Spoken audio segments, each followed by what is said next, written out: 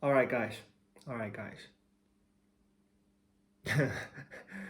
All right, guys. I'm not going to be able to get home to go to China to visit anytime soon. Right? The case is over here. Let me just quickly pull up the numbers.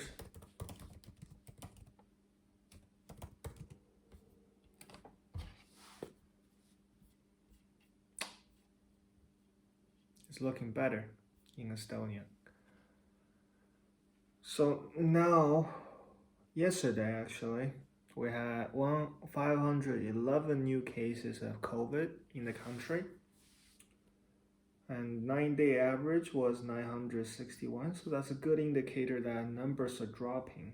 At the peak of it, which was at the start of the month, we have on November the 3rd, we have 2,300 new cases in a day. Bear in mind, we're a very small country when it comes to population.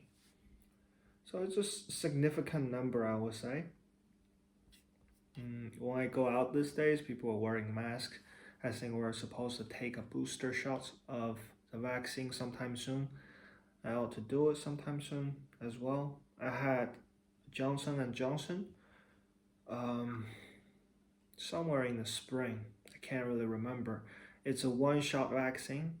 I did it once, and I don't think the protection rate is very high on this one. First is the one-shot one, and the second, I think it just there was one time they didn't even use the vaccine. They suspended it, the use of the vaccine in the States, but then they resumed it because there was some suspicious case of people getting like blood clots in their system because of the vaccine. But yeah, so I only have one shot of that. Now I'm thinking about getting a booster shot. I don't think it's mandatory, but since the vaccine certificate only lasts for 6 months, if I want to go anywhere, say going to a restaurant to sit down and eat, I'm probably gonna be getting a booster shot sometime soon. But yeah, now tying that back to how I'm gonna go back to China, it doesn't really matter, where you're from or where you live now. Well, it does matter where you're from because you gotta be Chinese to fly back. Unless if you're a foreigner, you have to have some very legit reason to go. But since I am Chinese, if I do want to go back, I don't really have to provide a reason. I just have to be quarantined while I landing the country, provided I find the right air flight ticket, which is rare these days. They don't fly a lot to China these days. A lot of the flights were suspended, and I think are still suspended. The numbers are dropping, the price go up, and even if you get this figured out, once you're in the country, you get quarantined for a long period of time. First is hotel quarantine, 14 days, I believe. That's average number. Depends on the province where you're from. Average number is 14 day of hotel quarantine where you're gonna be in your room by yourself, and all the 3 meals of a day will be delivered to your front door, and you eat them in your room and you can't go anywhere. So that type of quarantine, it's not free. You pay for it. The fee I have looked into it, it's not unreasonable. With food and board all included for 1 day of hotel, you're paying 40 euros, which I think is a fair price for a big city like Shanghai. And you're staying in some decent hotels, and with all the food provided sent to your own. If you think about it that way, it's basically room service, right? You get room service 3 times a day, a clean hotel room that is meticulously cleaned right before your check-in, and 14 days unlimited use of water, electricity, or whatever. You can order a takeaway, and you can buy from some online store, and it will deliver to your hotel, and you can probably take them to your room. and get them delivered to your room in certain cases, I believe. So it's nice deal, 40 euro a day, not expensive. Here, 40 euro, you can't even stay at a good spa hotel in Tallinn. You pay twice that. So price-wise, I think it's reasonable. It's not too expensive. 14 days of that. After that, you're still not considered okay in most cases right now in China if you come from abroad. What you would be doing is something called the community quarantine. In those cases, you will be staying at home and you can't just roam around, especially not too popular and crowded places, because you will be given a code. I guess it's called the health code on your mobile phone, and that code is going to be scanned like the vaccination certificate over here, QR code kind of type of thing that we have here in Europe once you get vaccinated. Just certify that you can move around. If there is restriction regarding, vaccination requirement, then you will present that code and then they scan you. If you are, like you said, vaccinated, then you can go to the places only that are only admitting people who are fully vaccinated or recover from a COVID sickness. So it's the same thing, this health code, it indicates your status. Like if you have recovered, this is my speculation, right? And also just based on the information I have gathered so far, I don't really know how accurate it might be. But it's a code that has 3 different colors, and it's green or yellow or red. Again, don't know if it's accurate. Green seems to be the one you want to be having. That is, full access to almost everything you want. If you're going to the mall, they beep you at the door, and if you have a green one, you get in. It's also more visual, just from the look of it, you already kind of know if you're supposed to be here or not before they beep you. And then the yellow one, I guess, is like a suspicious category. You're not really in the red, and now the red one means you're not supposed to go anywhere. You're supposed to be at home, or you're supposed to be at the hotel getting quarantined. So the home quarantine is something happens after the hotel one. You will be staying at home and reporting to your local community. There's such an establishment like a community center, right? You're supposed to report to that place. It's very civil. You do that, maybe, after 14 days, another 14 days after the hotel quarantine required nationwide pretty much, then you're free to roam around. Even after that, you're probably not recommended to roam all that much anyway. But yeah, a month, solid month at least for the province where I'm from, Jiangsu, and a month. You will have restricted mobility. Yeah, there's a price to pay to go to China right now. Plus the money you have to pay to stay in the quarantine hotel, plus the inflated airfare you have to pay as well. It's really expensive, right?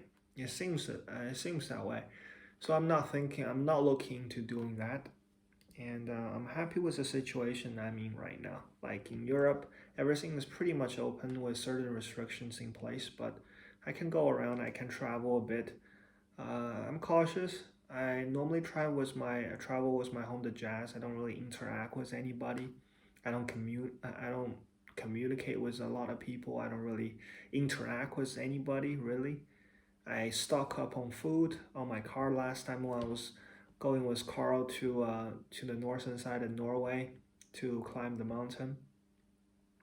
I didn't go out at all. Like all the food I had prepared lasted me the entire trip. So I was just gassing up at the gas station, and that's pretty much the only interaction I had. Even when that was happening, there was nobody at the gas station.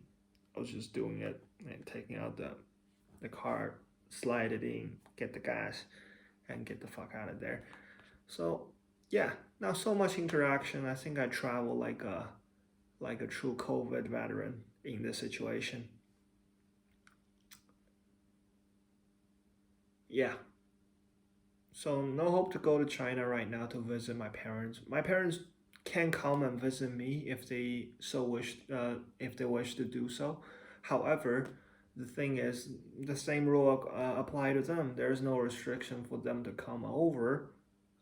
They still get quarantined when they return home to China, to our hometown. My mom would be okay with that, but my dad wouldn't because he's still working. He's not retired yet. My mom have, no employment obligation at the moment because she's retired. So yeah, we're still trying to figure that out to see if we can reunite at one point. We haven't seen each other for quite some years now. I think close to 3 years. So it'll be nice to see them again. It'll be great. Um, yeah, I don't know. Like,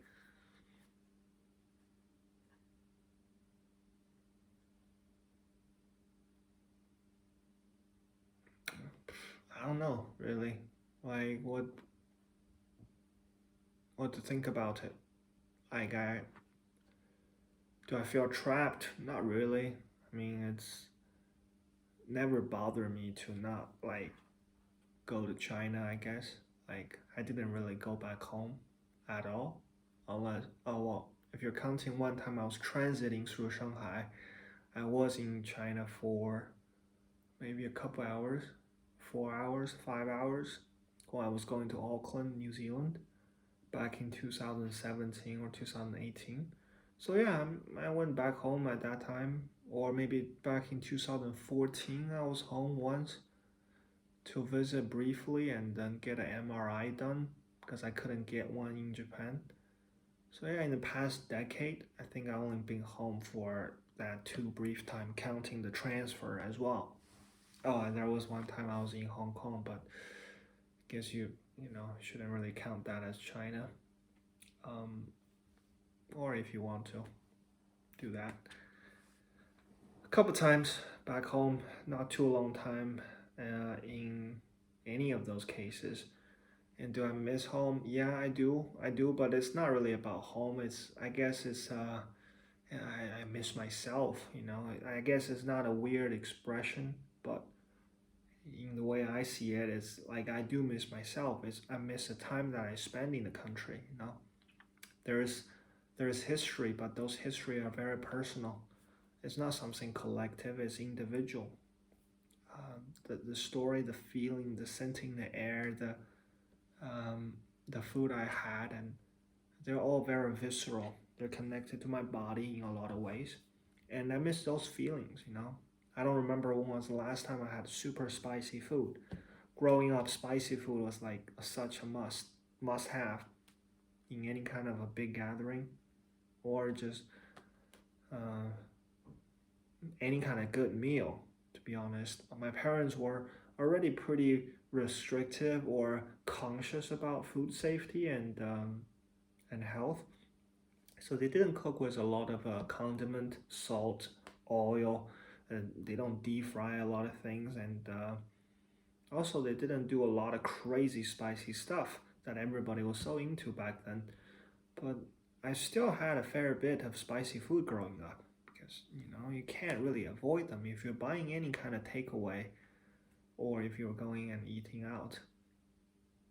There will be spicy food. Even when you say not spicy, there is like just a spicy hint in there, like all the time.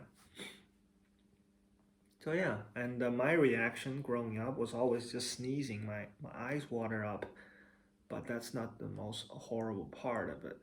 The most horrible part is like my nose water up and this snot coming out all the time. They're running. They're like kind of liquidy and yeah, but also kind of salty. They run like crazy. I can't control them. I don't know why is that, but I got sneeze away all the time when I had spicy food. But yeah, like you do build up. I think I did build up my tolerance for spicy food a bit um, when I was in China.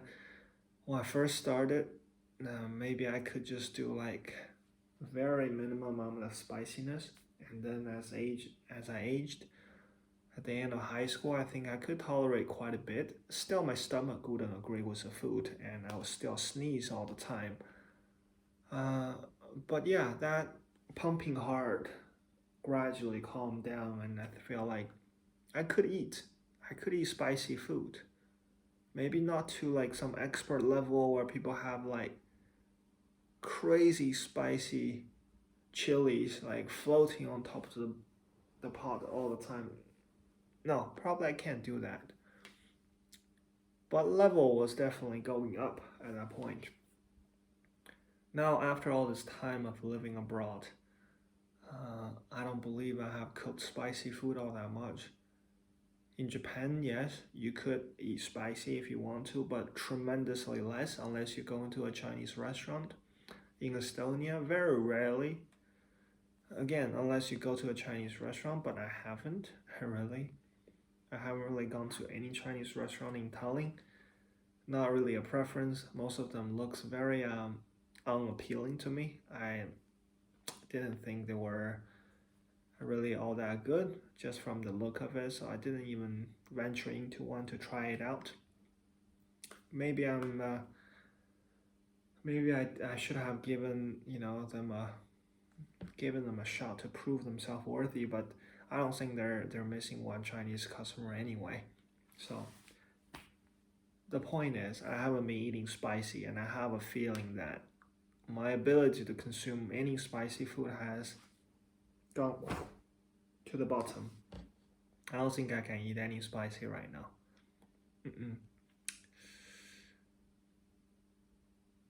I bought a bottle of something like Sriracha, but not really Sriracha. It's not spicy all that much. I don't think it is Sriracha or the bottle I just bought from Remy. It's not really spicy, but I still felt it. When I added to my noodle soup yesterday, it was just a little bit. And this is really not spicy. If you have this, like when I was like eating with my parents 10-20 years ago, they probably mistake it for some non-spicy sauce or some non-spicy paste. It's like a sweet sauce. They wouldn't feel anything, but like it's a lot for me right now, and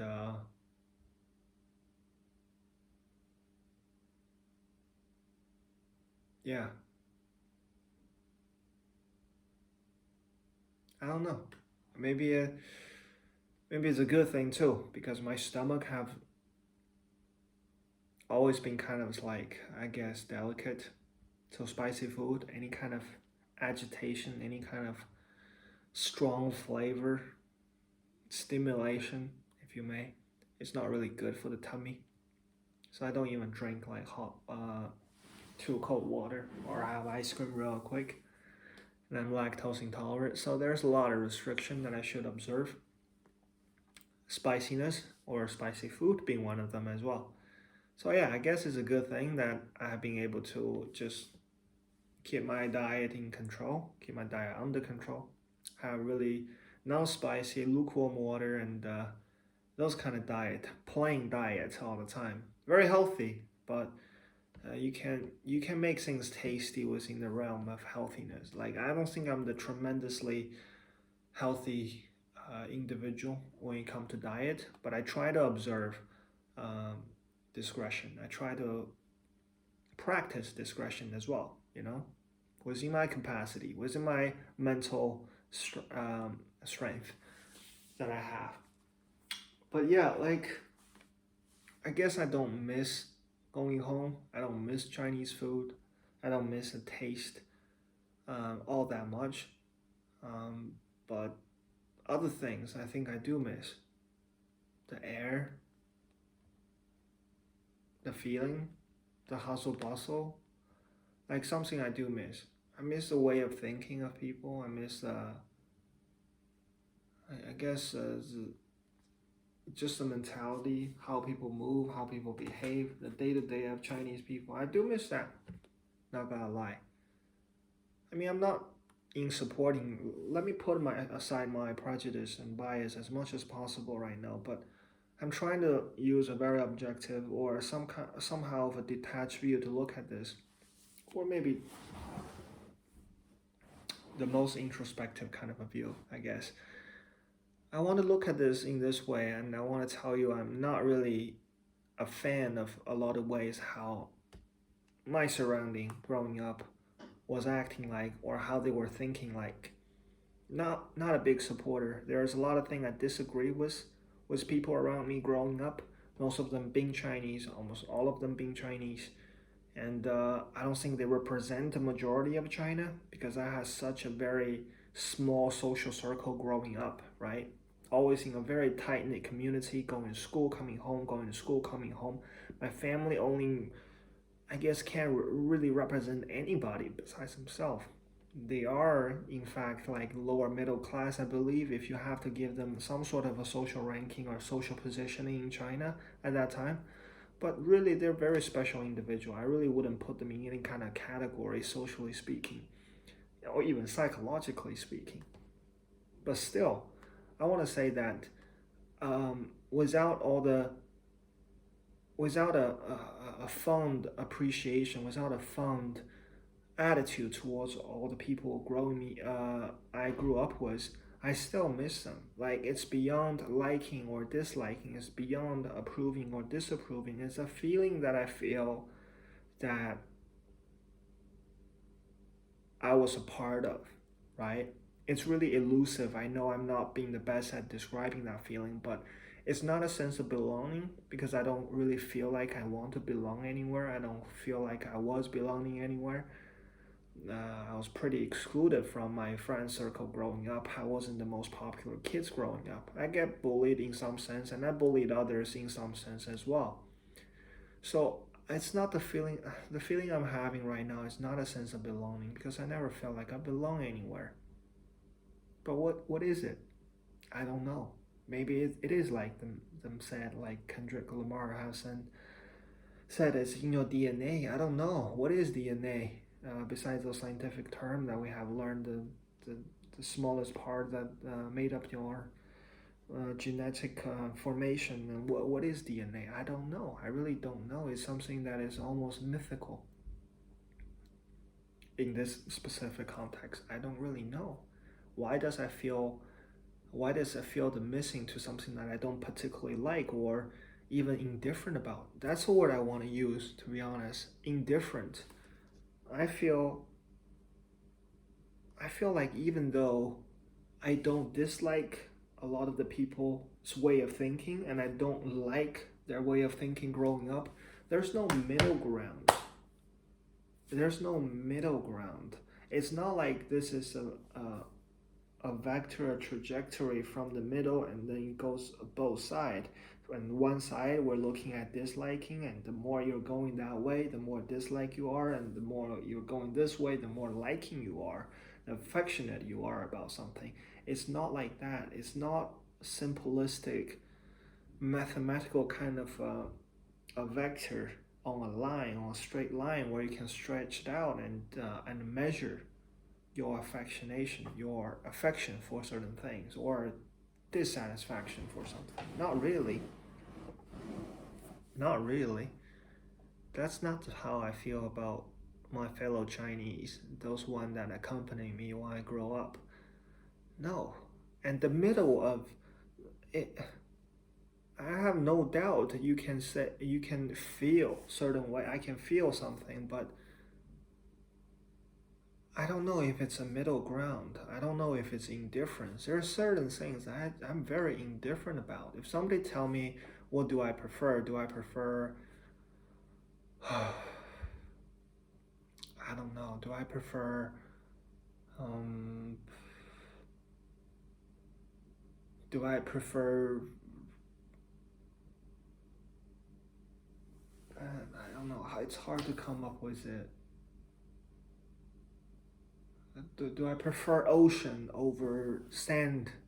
Do I prefer water over rock. Like it's certain thing I have those kind of thing very indifferent about. I don't really know. I don't really know how to compare them. So I guess it's a bad example, man. That's a bad example. I do like water more. But something more. Let's say I don't really like luxury goods. Let's take luxury goods for example. Do I prefer a Louis Vuitton bag over man, that's only luxury goods I know. Or over a Tiffany and Co. Ring, right? Let's say those are the two things I want to compare. Or a Rolex, right? A Rolex, a Submariners. Which one do I like? A Louis Vuitton bag or a Rolex watch that costs like easily thousands of dollars? Which one do I prefer? I'm very indifferent. I don't want to have anything to do with either of those. I think they're beautifully made, but I don't like it, nor I dislike either of those things. I think they're great. If you can afford it, go and buy it, but I wouldn't just because I don't really care for those. I think cheaper stuff, alternative of those items I just mentioned, could function or could serve me just fine, if not better. That's what I'm trying to get at. Those are things that I would call indifferent. I don't particularly dislike them, nor do I particularly like them. So lying in the middle of it, I could say I'm indifferent. I don't have a strong preference. I'm neutral in that regard, right? So this equation, this measurement of affection does work in that particular case of luxury goods. In between liking and disliking, right in the middle is neutrality. And that neutrality doesn't apply when it comes to my feeling for how Chinese people behave and how Chinese people think. In between liking and disliking, it's not neutrality. I don't know what it is. It's like a black hole that sucked in all the black and white, sucked in all the liking and disliking. It's consuming and it's also like giving back. It's like this point of singularity where things collapse but also in the constant reforming. I don't know. I don't know what I feel about them. Do I feel pulled to it? That's what I can tell it is. I feel pulled to that thing. I feel the gravity. I feel the attraction.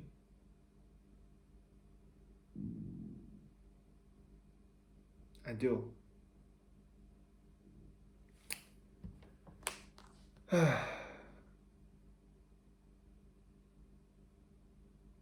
Yeah, I don't know. I don't know. Like, get me thinking. This kind of thing get me thinking. Emotions or how we prefer to live our life is, especially how I prefer to live my life, is so contradictory. I can never really truly figure it out. It's so hard to figure anything out, especially when it comes to myself. Like I can't really keep that distance and understand myself with like this calm and analytical eyes and lens that I have when it comes to like looking at other things. Also, like the stake is so low when it comes to analyzing something else that is detached from you. Like there's almost no consequence as long as you don't act on those judgments. Like judging somebody else becomes such an easy case and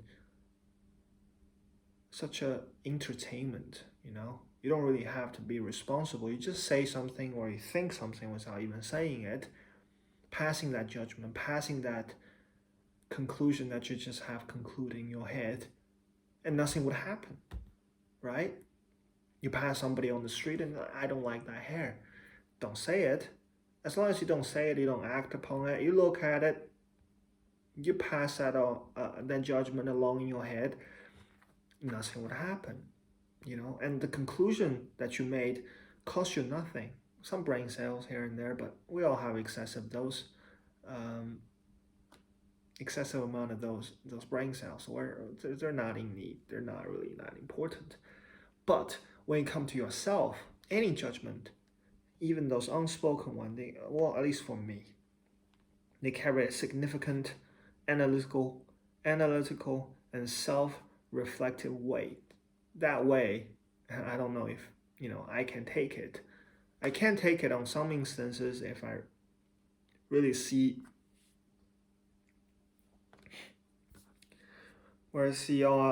how my thoughts come into being, but a lot of cases it's just so complicated and I don't see how they come into being. And those judgments that I pass on myself, I don't know. Let's turn to just the same examples, tweak it just a little bit. When was the last time I was standing in front of the mirror and was like talking to myself, I don't like my hair? Maybe yesterday, right? But the significance of that mental action or behavior carries way more weight and way more significance compared to you walking down the road and thinking, oh, that guy got a bad hair. No, now you're bothered. Now I am bothered. And if I want to look deeper into it, why do I think I don't have a good hair today? I don't know. There's a lot of reason. There's way more thing you have to consider. It's not a simple thing. Is it psychological? Is it actually you have a good hair and you're just like having a bad mood, you're having a bad time, something else, work is bothering you? I don't know, man. I don't know. It's really hard to stay neutral when the case is like so closely tied to your personal existence. That's what I'm trying to say. I don't know what is neutrality. I don't know what's in the middle. If the thing or the thing that at stake here is related to me, if it's related to somebody else that I feel like never got related to me, yeah, maybe I could have neutrality. Again, the example of luxury goods, I never would purchase a LV for myself. I never would buy a Rolex for myself. So for those cases, yeah, I have neutrality. I don't dislike it. I don't like them. Neutrality is easy because I don't care about those things. But if something that is tied to me, or at least if I feel like it's tied to me, in those cases, I cannot be neutral. It's not even I can't be neutral. I don't even know where to find neutrality. It's not there. I can't feel neutrality. Maybe I'm trying to construct consciously a neutrality somewhere in my psychological complex somewhere, but it's not really working. I don't think the foundation is there. I don't think the sentimental foundation is there. Because again, going back to our previous case study, our example in the discussion, even though I don't feel like I particularly agree with my fellow Chinese people, and sometimes I hate the way they think, but sometimes I don't, right? I like some of the things that they have done. So all things considered, like, should I be neutral? Like, I can't be neutral. No, I can't be neutral about that. I don't know where to position this neutrality in my psyche. No, I don't know. Between liking and disliking, there's no neutrality in this case.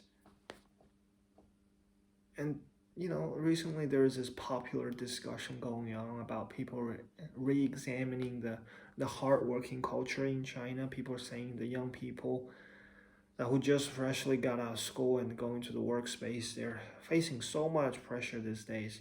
Like there's this term called 996. It's to illustrate how people live in China as young adult these days in big cities. It stands for 9 o'clock in the morning to 9 o'clock at night working day and 6 working days a week. So 996. That's a normality. A sad one if it's indeed that case. So not so much social life, not so much life to do anything besides their job, right? The overtime wasn't really paid, compensated, but um, yeah,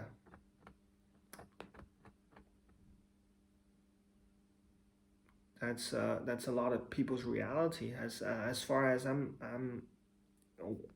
as far as I am concerned, right? As far as I gather my information, there's might be a lot of exceptions. This might not be the majorities of the young people, young adult in China, but at least it's something that has been circling on the internet, and I get somehow of an impression that might be what actually happens in certain places in with certain individuals. It might be under a lot of pressure when it comes to work. They might actually go up really early in the morning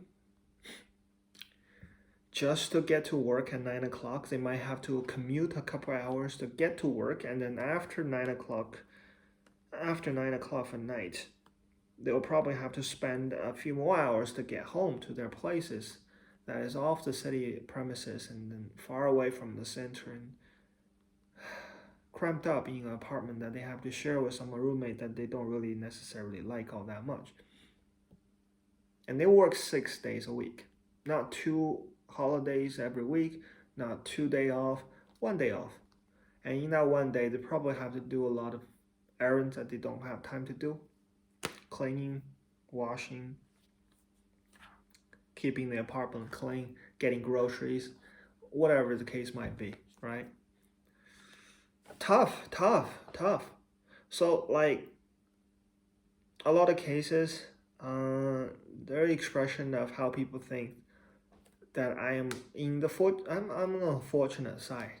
You know, I heard my parents saying that I would, particularly my parents said, my mom particularly said that I'm on the lucky and fortunate side because I don't have to worry about a lot of things that people of my age in China have to worry about.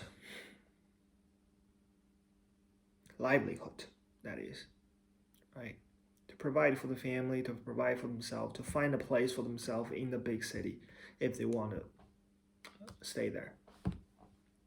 So, do I feel more fortunate? In some way, I do, but I think it has nothing to do with my particular physical positioning in Europe. That's what I think. I don't think I'm particularly lucky just because I live in Estonia. If it's so fortunate, I don't think it's really that hard to come to Estonia. You come here for a degree program and you can easily stay if you find employment, earn an average salary, maybe slightly higher than the national average, and you will not have a problem getting a visa. Actually, this year the immigration quota haven't even been met. There's lots, maybe not a lot, but there's quite some space left. If you so wish to stay, you can come. The country is open to you. If you can contribute to the society, it's a good place. And I don't think it's particularly really lucky because I'm here. Of course, the working culture here varies, and the experience I had so far with job labor market has been positive. I don't think people really work 996. They don't start the working day at 9 and finish at 9 and work 6 days a week. However, there's an idea that, life-work balance that I really can't buy into. I don't really know what is that supposed to mean. I don't really know what my parents said, life-work balance, what do they mean? And when people here say there's life-work balance in their workspace, I don't know what that means. Maybe it means you feel like you're spending the amount of time you want to spend at work and the amount of time you want to spend that is not working. So balance, I guess, end of the day, that balance is a very personal evaluation. And so yeah, a lot of people that I have met here have a very drastically different opinion when it comes to balance and what it means by balance. Like, to them, maybe they need a lot of time to do non-work related stuff. They want a lot of time just to chill, Netflix and chill. I'm fucking not chill at all. Even when I'm like watching Netflix, I'm like invested, I'm thinking. I'm never chill, like almost never. I don't know how to chill all that much. Like even when I'm like hiking, I'm still not chill. It's therapeutical, but it's still intense. You know, the intensity is not down, which is different. A lot of things, like I see people chilling around and their mind is wandering off. Their mind is not concentrated. I think the ability to concentrate for a lot of people, that's what separates life and work and non-work for them. It's that concentration. It feels like concentration or intensity is something that weighs them down heavily emotionally. Again, this is a speculation. But as long as they're doing something that is entertainment, leisure, and non-intense, that they consider that non-work. Again, that's my personal observation, right? So the balance that they're trying to strike is moment of intensity and the moment of disintensity, I guess, non-intensity, if you may. They want to be intense, then they want to be loose. Intense, loose. That's a balance. And then there's this kind of association between intense being work, being labor, being effort, and their non-intensity being something that is pleasurable and non-working. But for me, it's not that association doesn't really hold true all that much. Not really. And intensity has nothing to do with working or non-working binary. I don't think so. Like if I'm playing, if I'm going out, I'm taking a hike or I'm running, like it's pretty intense and it's pretty exhausted. Like I hate running, but I run, if not every day, every other day recently, a couple kilometers. And I hate running, I hate cardios in general. But when I do it, it's still somehow therapeutical, it's still nice, you know? Even I'm using the word nice is kind of biased, but yeah, I still want to do it. I don't consider it work, but it's intense. But also it's not nice because I'm like my heart is pumping so hard. It's not a pleasant feeling to have, but at the same time I like it. I need it. So is it work? I don't know. I don't know if it's work, you know?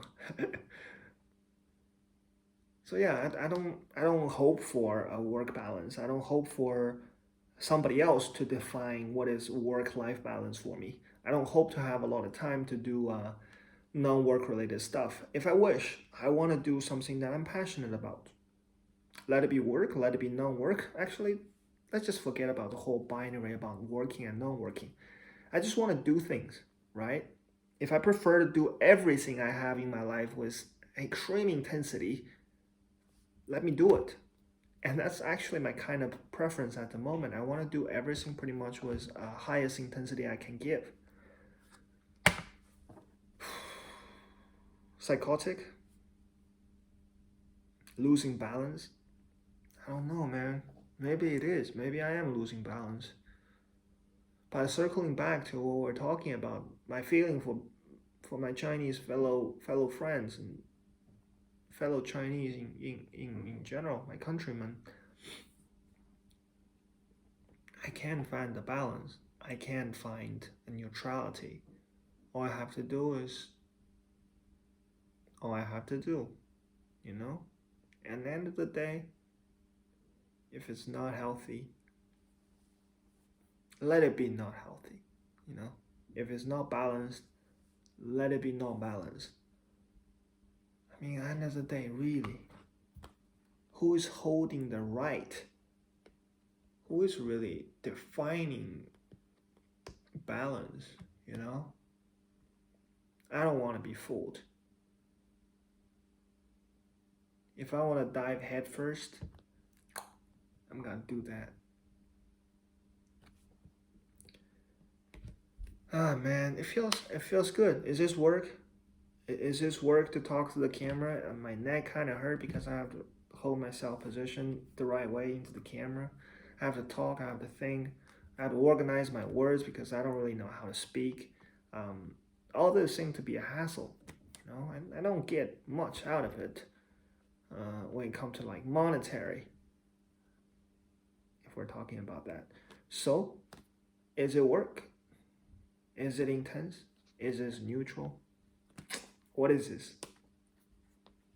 It doesn't matter, you know. If I feel it, I do it. Fuck neutrality.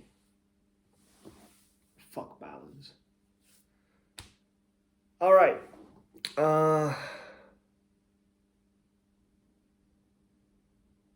It's getting super cold. I see you next one, eh? See you next week. I try to do this every week.